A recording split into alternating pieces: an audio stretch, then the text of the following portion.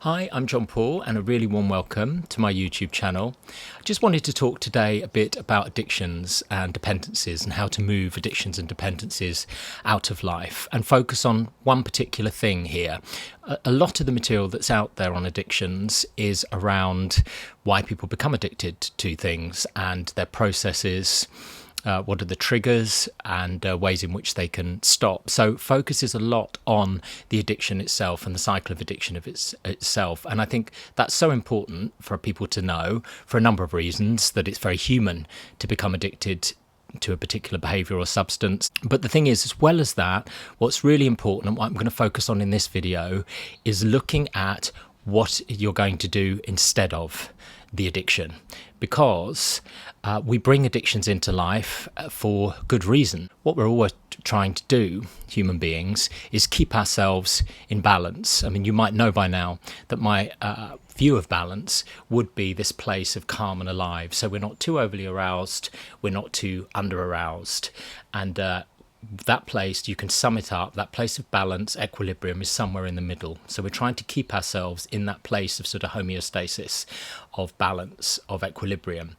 Therefore, the things that we bring in, the behaviours and substances that we bring in, are either going to be exciting people, so bringing their nervous system up, or calming it down. And some people will be bringing in different behaviours and substances to do both, some to calm down, some to bring them up. But it is all there for good reason. And then unfortunately, with these substances, because we get such a reward from them at times in terms of dopamine, etc., they can turn into addictions. But the original intention was to help ourselves to feel good. Understandably, that's what we do. But they were there originally to put us in this place, to help us to feel good, probably for a lot of us in difficult situations where we weren't shown any different way. We were only shown ways to be able to do it ourselves through whatever the behaviour or substance is. So that's always the thing to hold in mind. And in this video, if that is going to be moved out of life, if that behavioural substance is going to be moved out of life over time, what is coming in its place? What, if I'm going to choose not to do that in this moment, what am I going to be doing instead that's going to help me feel good? What's going to give me a sense of reward or relaxation? And some things will do both, really keep us in this calm and alive place. What is it in life that gives me meaning and purpose in the medium to long term? What helps me to feel good?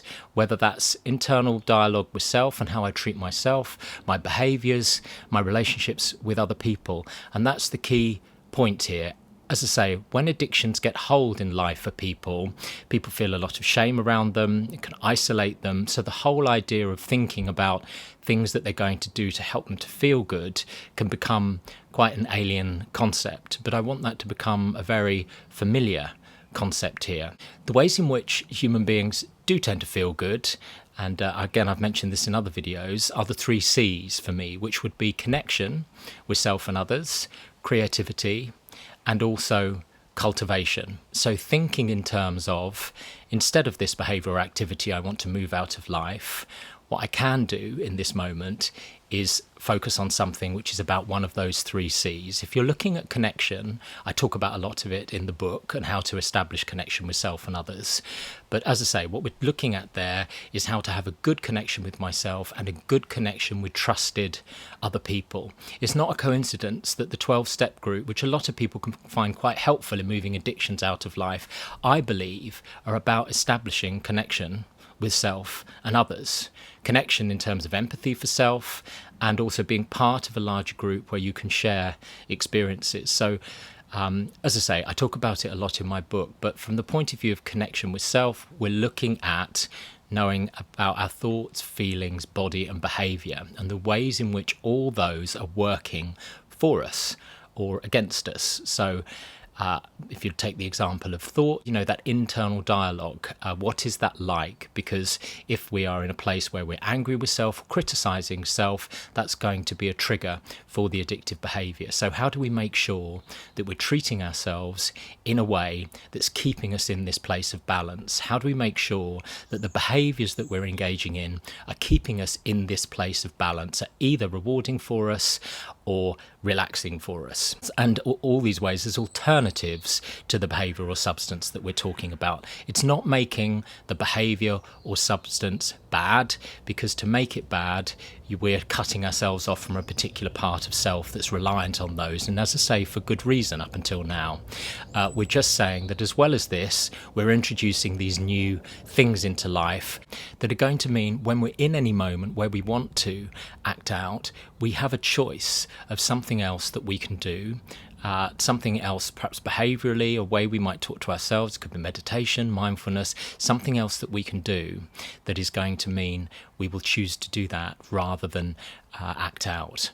The other way is creativity. So creativity works in two good ways. It is both rewarding for people, and it can be relaxing, because it is something which is very much about mindfulness and being in the moment and focusing on the thing that we're doing at the time. And it also reflects back to us our competencies and our worth and value. So it's something that can really help from the point of view of helping us with impulsivity, the kind of impulses that we might be experiencing and the cravings we might be experiencing with addictive behaviour. Creativity is going to be different for all people, what people enjoy as far as creativity. For one person it's photography, for somebody else it's cooking, someone else it's writing, even sending somebody a nice text and designing that, what you imagine, your ideal garden or house might look like. All of these things, using your imagination for creativity and actually behaviourally being creative are very helpful. And if you're looking at, to combine it with connection, so creating in connection with other people, again, you're coupling two things there which are going to be very helpful as choices, as really appealing choices, rather than going for the behaviour or substance.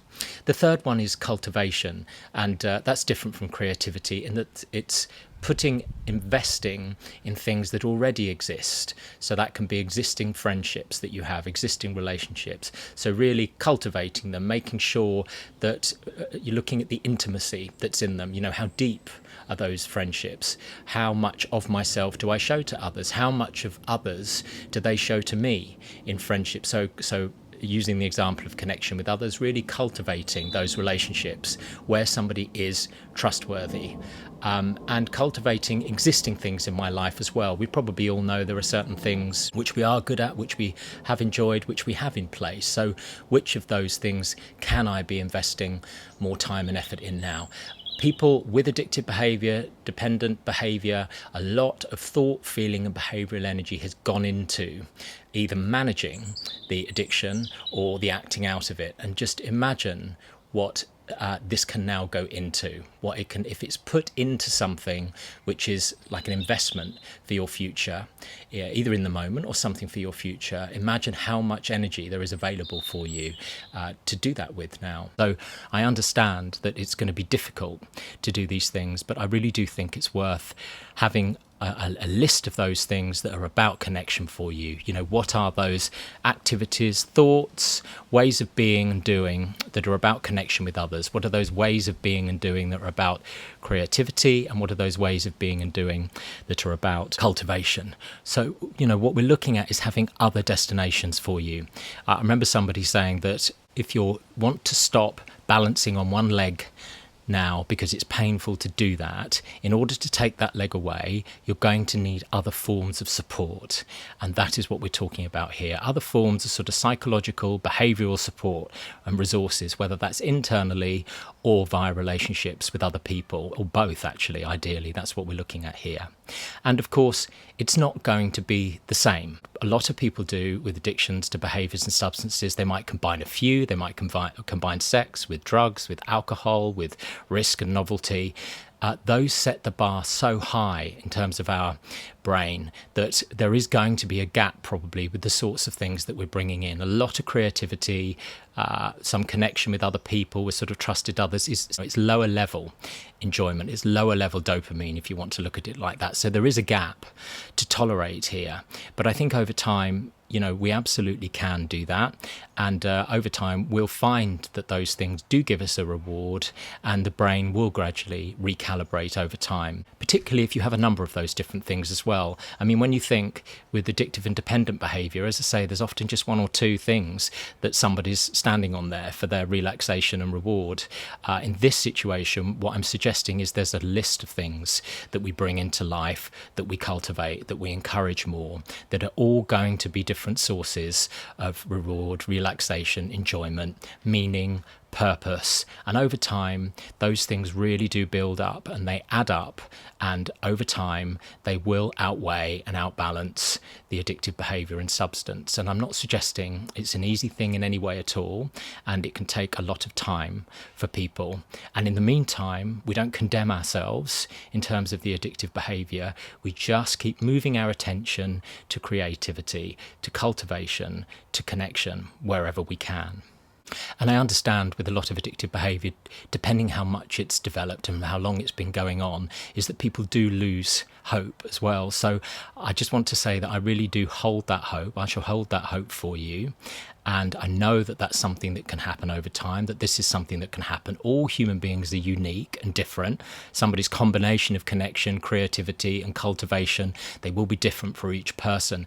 But we are similar as well in that if we keep growing those things, if we keep moving our attention to them wherever we can, then over time, no matter what's happened in the past, no matter how hard we've fallen, this is something that we can change. The brain is plastic, and doing these things that I'm suggesting is rewiring, if you want to look at it like that, our brain, rewiring the nervous system. And of course, part of this connection with self and others might involve a therapist, external help, addiction counsellors, to help with that process too. So I just would encourage you to start trusting yourself, start trusting others more, and I absolutely wish you all the best with it and your journey. Please do comment below if you found this helpful, or there's anything else you want to comment on. Please do subscribe to the channel if you feel like that, and like the video if it has been helpful. And I really do wish you all the best. Take care.